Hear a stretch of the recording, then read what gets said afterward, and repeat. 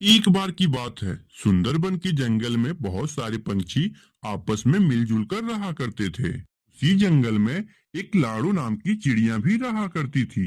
लाड़ू चिड़िया बहुत ही ज्यादा गरीब थी। लाड़ू के पास न रहने के लिए घर था, न काम करने के लिए कोई अच्छा सा नौकरी। वह दिन भर इधर उधर खेतों में काम करती थी और अपने पेट भरती थी, और शाम होते ही वह पेड़ की डाल पर बैठकर अपना रात गुजारती थी। हे भगवान, ये क्या मेरी जिंदगी है। न रहने के लिए घर है, न खाने के लिए खाना। जंगल के सभी पक्षी अपने अपने घर में मजे से रहते हैं और एक मैं हूँ जो पेड़ की डाल पर बैठकर अपनी सारी रात बिताती हूँ। लेकिन अब बहुत हो गया। मैं मेहनत करके अपने लिए भी एक बहुत अच्छा सा घर बनाऊंगी। मैंने मेहनत मजदूरी करके थोड़े पैसे इकट्ठा किए हैं, उसी से मैं कोई अच्छा सा काम करूंगी। उसके बाद मेरे पास पैसों की कोई कमी नहीं रहेगी। लेकिन मैं कौन सा व्यापार करूं? मुझे तो व्यापार करने की कोई आइडिया ही नहीं है। लाड़ो चिड़िया इतना सोच ही रही थी कि तभी वहाँ पे मीनू चिड़िया आ जाती है। अरे क्या हुआ लाड़ू बहन, तुम आज बहुत ज्यादा गहरी सोच में खोई खोई सी लग रही हो। मीनू बहन, अच्छा हुआ जो तुम मेरे पास आ गई। मीनू बहन, मैं एक अच्छा सा व्यापार शुरू करना चाहती हूँ, लेकिन मेरे पास पैसे बहुत कम है। मीनू बहन, अब तुम ही बताओ, क्या कोई ऐसा व्यापार है जो कम पैसों में शुरू किया जा सके और उनसे अच्छा खासा पैसा कमाया जा सके? लाड़ू बहन, मेरे ख्याल से तुम पानी पूरी का ठेला लगा दो। एक तो इसमें पैसे भी कम लगेंगे और ऊपर से कमाई भी ज्यादा होगा। हाँ मीनू बहन, तुम ठीक कह रही हो। मैं पानी पूरी का ही ठेला लगाऊंगी। मैं आज ही जाकर एक नया ठेला खरीद कर लाती हूँ। लाड़ो चिड़िया तुरंत ही ठेला लेने के लिए मार्केट चली जाती है और अपने लिए एक ठेला खरीद कर लाती है। फिर लाड़ो चिड़िया अगले दिन से ही पानी पूरी का ठेला लगा देती है।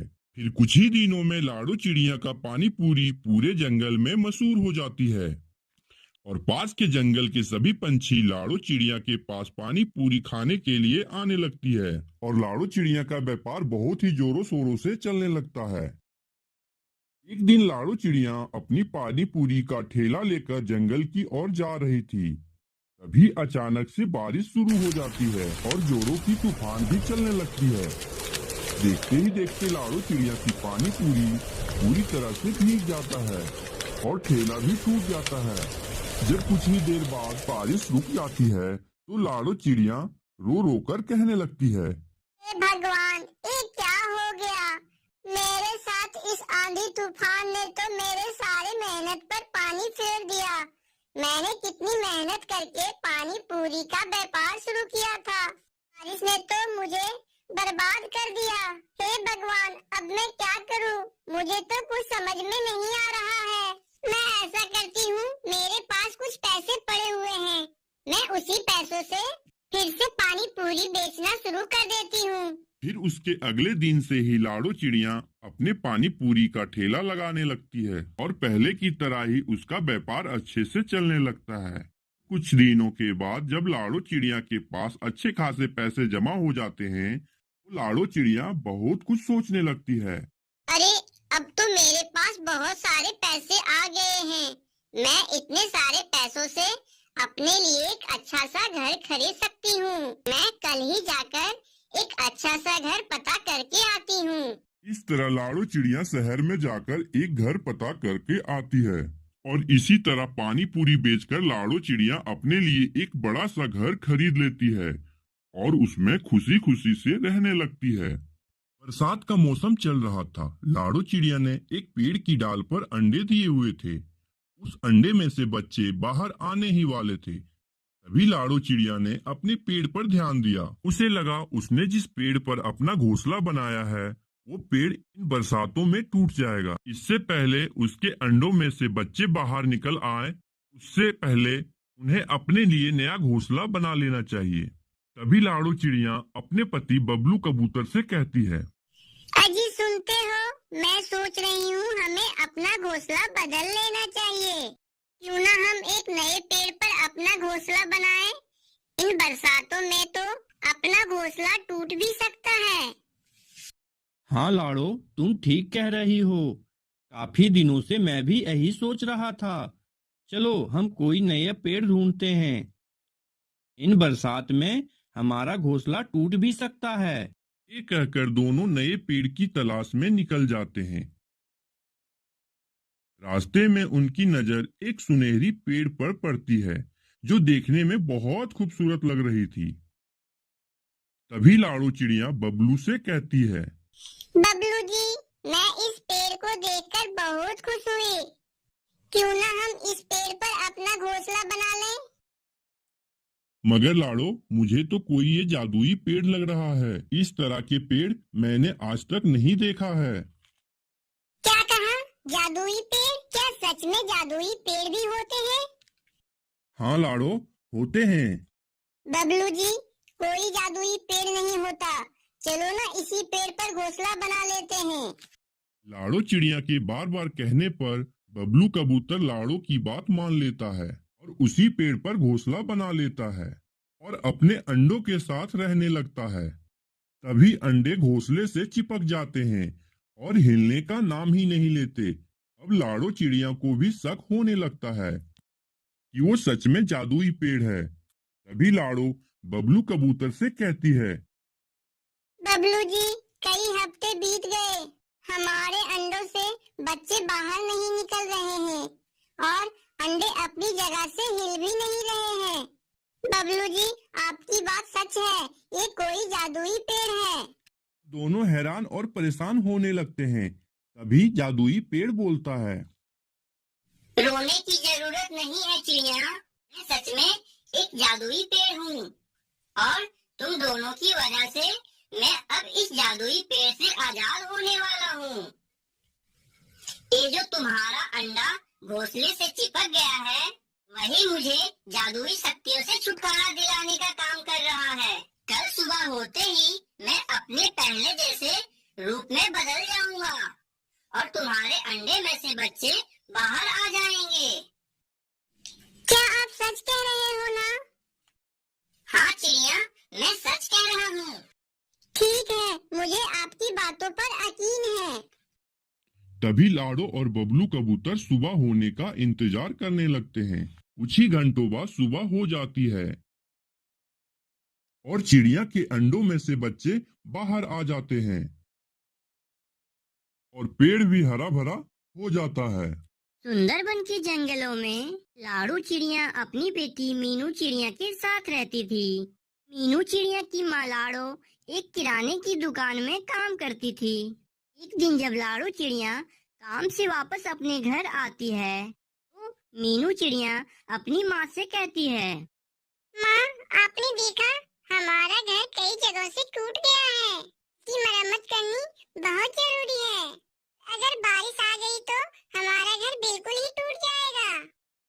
मैं क्या करूँ बेटा, मैं तो दिन भर काम में व्यस्त रहती हूँ। मैंने तो इसकी तरफ ध्यान ही नहीं दिया। मैं कल ही मालिक से कुछ रुपए उधार मांग कर लाऊंगी और अपने घर को ठीक करवाऊंगी। तू चिंता मत कर मेरी बेटी, और तू अपनी पढ़ाई पर ध्यान दे। अगले दिन लाड़ू चिड़िया अपने मालिक से कहती है, मालिक, मुझे कुछ रुपए उधार चाहिए। मेरा घर कई जगहों से टूट गया है और उसकी मरम्मत करवाना बहुत जरूरी है। उधार चाहिए? मेरी दुकान पे ना उधार ग्राहक के लिए है ना काम करने वालों के लिए, समझी? आगे से एडवांस मांगने के पहले तुम अपनी दूसरी नौकरी ढूंढ लेना, समझी? हे भगवान, अब मैं क्या करूं? एक चील तो मुझे एक भी पैसे उधार नहीं देगा। मैं कैसे अपनी घर की मरम्मत करवाऊं? ऐसा सोचते हुए लाड़ू चिड़िया वापस अपने घर की ओर आ रही थी। तभी रास्ते में तेज बारिश शुरू हो जाती है। हाय राम, ये बारिश तो अभी से शुरू हो गई। मेरी मीनू घर में अकेली है। मुझे और तेज उड़ना होगा। अगर मेरा घर टूट गया और मीनू को कुछ हो गया तो मैं क्या करूंगी? तभी लाड़ू चिड़िया तेज तेज उड़कर अपने घर पहुंचती है। वह देखती है कि उसका घर बारिश की वजह से पूरी तरह टूट चुका था। मम्मा, देखो ना, हमारा घर टूट गया। मैंने आपको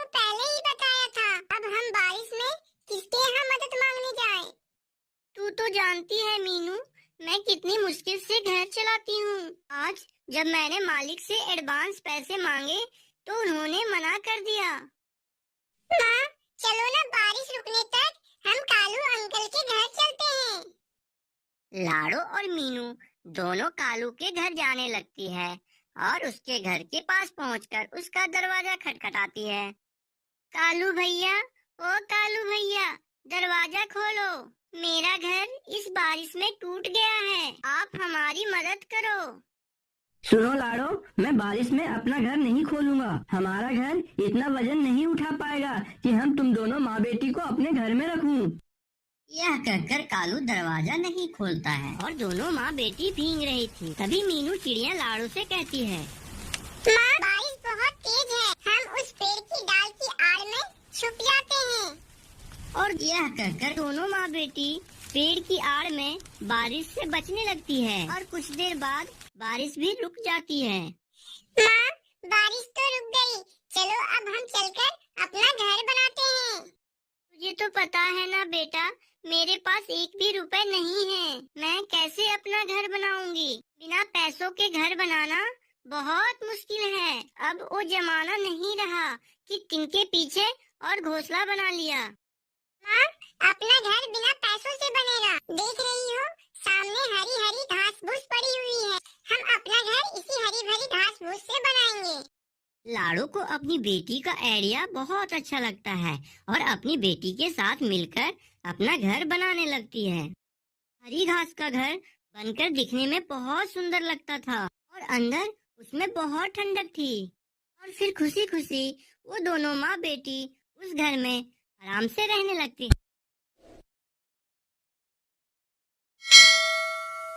सुंदरबन के जंगल में टुनटुनी चिड़िया अपने बहू लाड़ो चिड़िया के साथ रहती थी। लाड़ो चिड़िया की शादी को कई साल गुजर चुके थे, लेकिन उसे अभी तक कोई संतान नहीं हुई थी। इसीलिए लाड़ो चिड़िया हमेशा चिंतित रहती थी। उसकी यह हालत देखकर टुनटुनी चिड़िया उसे समझाती है। बहू, ज्यादा चिंता करना ठीक नहीं, अभी तुम्हारी उम्र ही क्या है, हो जाएगा बच्चा, तुम्हें चिंता करने की कोई जरूरत नहीं। लाड़ो चिड़िया को ससुराल में किसी भी चीज की कमी नहीं थी, बस कमी थी तो वो थी एक बच्चे की। इसी तरह 2 महीने गुजर गए। एक दिन लाड़ो चिड़िया अपने पति कालू कौआ से बताती है, सुन रहे हो ना जी, भगवान ने हमारी विनती सुन ली, मैं माँ बनने वाली हूँ। लाड़ो चिड़िया की माँ बनने की खबर सुनकर कालू बहुत खुश होता है और उन दोनों की ये बातें टुनटुनी चिड़िया भी सुन लेती है। वो लाड़ो चिड़िया के पास आकर कहती है, बहू, ऐसी हालत में तुम्हें बहुत सावधानी बरतनी होगी। अब से तू बस आराम करना, घर के सारे कामकाज मैं कर लूंगी। वैसे भी इतने सालों बाद ये खुशी हमें मिली है। माँ जी, ये आप क्या कह रही हैं? मैं माँ बनने वाली हूँ, बीमार थोड़ी ना हूँ जो आप मुझे काम करने से मना कर रही हैं। ऐसे तो मैं बोर हो जाऊंगी। बहू, बस कुछ ही दिनों की बात है, जब तुम्हारा बच्चा आ जाए तो तुम फिर से काम करने लगना। अभी तू बस मेरी बात मान, मैं कोई रिस्क लेना नहीं चाहती। जा, तू जाकर अपने कमरे में आराम कर, मैं अभी भोजन बना कर लाती हूँ। इसी तरह कई महीने गुजर गए। एक दिन लाड़ो चिड़िया के पेट में बहुत जोरों का दर्द शुरू हो जाता है। वो बहुत जोर जोर से चिल्लाने लगती है, माँ जी, मेरे पेट में बहुत जोरों से दर्द हो रहा है, मुझे कोई दवा दीजिए, मुझसे ये दर्द सहन नहीं हो रहा है। लाड़ो चिड़िया लगातार ही चीखे जा रही थी। लाड़ो चिड़िया की ये हालत देखकर उसकी सांस घबरा जाती है और वो तुरंत अपने बेटे कालू को फोन करके बुलाती है। बेटा, जल्दी आकर यहाँ देख, लाड़ो को क्या हुआ। कालू जल्दी जल्दी घर आता है और लाड़ो चिड़िया को लेकर बुलबुल डॉक्टर के पास जाता है। लाड़ो चिड़िया की यह हालत देखकर बुलबुल चिड़िया लाड़ो को तुरंत अपने हॉस्पिटल में भर्ती कर लेती है। उस समय भी लाड़ो चिड़िया दर्द से कहरा रही थी। तभी डॉक्टर बुलबुल लाड़ो का चेकअप करती है। यह देखकर हैरान हो जाती है। लाड़ो चिड़िया के गर्भ में 1-2 नहीं बल्कि 10 अंडे हैं। यह बात आकर तुरंत कालू को बताती है। देखिए भाई साहब, आपके पत्नी के गर्भ में 1-2 नहीं बल्कि पूरे 10 अंडे हैं और एक साथ इतने अंडे होने की वजह से उनके पेट में दर्द शुरू हुआ है। ऐसे घबराने की कोई जरूरत नहीं है। मैं आपको ये दवाइयाँ लिख कर देती हूँ, आप समय समय पर इसे आप देते रहिएगा। अभी कालू कौआ अपनी पत्नी लाड़ो चिड़िया को लेकर अपने घर आता है और अपनी माँ से बताता है, माँ खुशियाँ बांटो, मिठाई खिलाओ, लाड़ो 10 बच्चों की माँ बनने वाली है, आप 10 बच्चों की दादी। माँ, भगवान ने हमें एक साथ बहुत सारी खुशियाँ दे दी है। अपने बेटे की मुंह से यह बात सुनकर टुनटुनी चिड़िया बहुत खुश होती है। वो जंगल में पंछियों के घर मिठाई लेकर जाती है। तभी टुनटुनी चिड़िया को बहुत ज्यादा खुश देखकर उसे गौरी कवि कहती है, बात है टुनटुनी चिड़िया, आज तू बहुत खुश है और ये मिठाइयाँ किस खुशी में बांट रही हो? तुझे पता है गौरी कवि, मेरी बहू 10-10 बच्चों की माँ बनने वाली है। बहुत सालों के बाद मेरे घर में बच्चों की किलकारियाँ गूंजेगी। अच्छा, मैं अब चलती हूँ, मुझे कई जगह और मिठाइयाँ बांटने जाना है। टुनटुनी चिड़िया हरी काकी के घर जाती है। ले हरी काकी, मेरी बहू माँ बनने वाली है। तुझे पता है हरी काकी, मेरी बहू एक साथ 10 बच्चों की माँ बनने वाली है। टुनटुनी, ये तो बहुत खुशी की बात है। भगवान ने जैसे तुम्हारी बहू की सूनी गोद भरी है, वैसे सभी की गोद भर दे।